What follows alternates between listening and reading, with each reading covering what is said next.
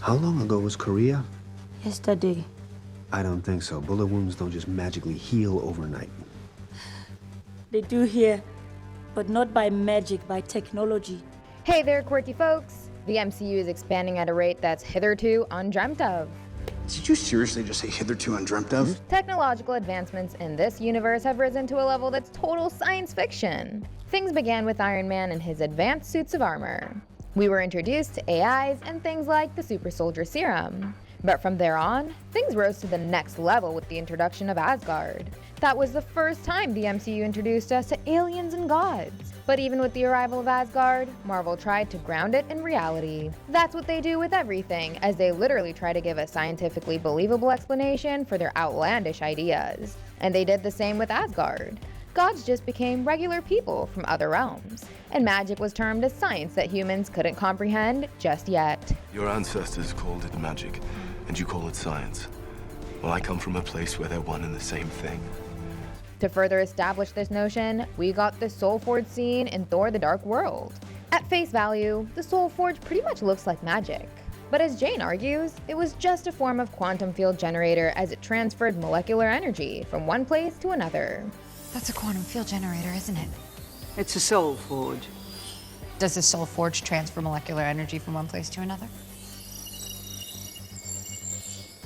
Yes. So it is clear that Asgardian tech is much more advanced compared to what people have come up with on Earth. But this Soulforge is just scraping the surface of the advanced tech that the Asgardians truly possess. They've got flying vehicles, insanely powerful weapons, and the pinnacle of their tech is the Bifrost. The Rainbow Bridge of Norse myth seemed like magic.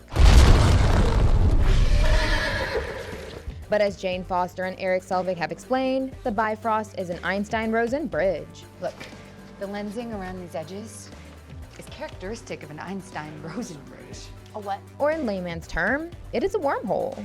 It punches a hole through space and allows a person to go from one point to the other. And the Asgardians managed to unlock the technology that allows them universal travels in an instant.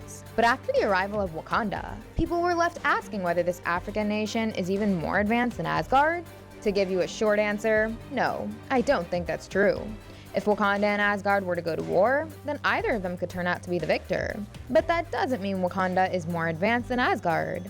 The crown jewel that Wakanda possesses is obviously vibranium, the meteorite that struck their lands ages ago. Millions of years ago, a meteorite made of vibranium, the strongest substance in the universe, struck the continent of Africa. The reason Wakanda managed to become the most advanced and powerful nation on Earth is because of vibranium. Through this mineral, they were able to come up with their flying cars, their weapons, and their mechanized suits. The Black Panther suit is literally the best suit of armor one could imagine.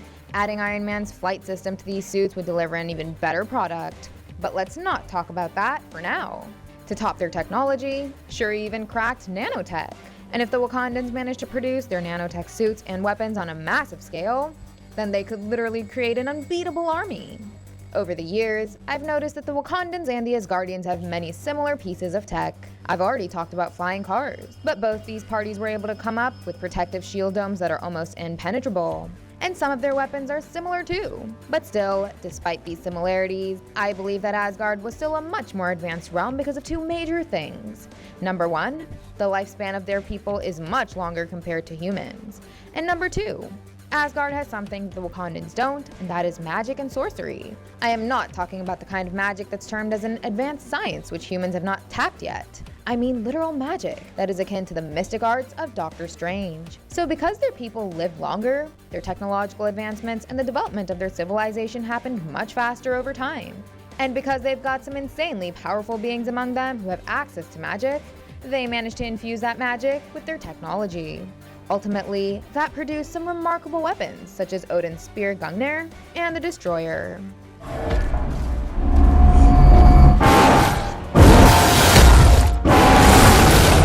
Having unlocked interstellar travel through the Bifrost, they were able to conquer other planets and learn from them. They were able to acquire weapons like the Infinity Stones from across the 9 realms. But Wakanda, on the other hand, has just got vibranium.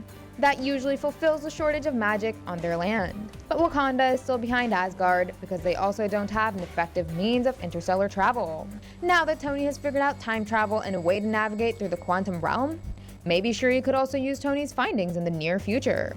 And then using the quantum realm, she could maybe use Tony's time-space GPS like the Bifrost or Loki's temp pad. But instead of traveling through time, she could use it to travel across the universe. Maybe then, Wakanda would be able to outshine Asgard in every way.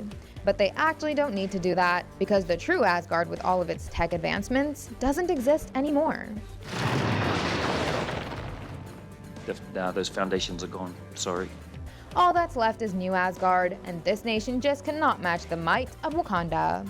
Their survivors still might carry their knowledge, but we saw how New Asgard had only begun to develop. The nation doesn't even have any powerful weapons anymore.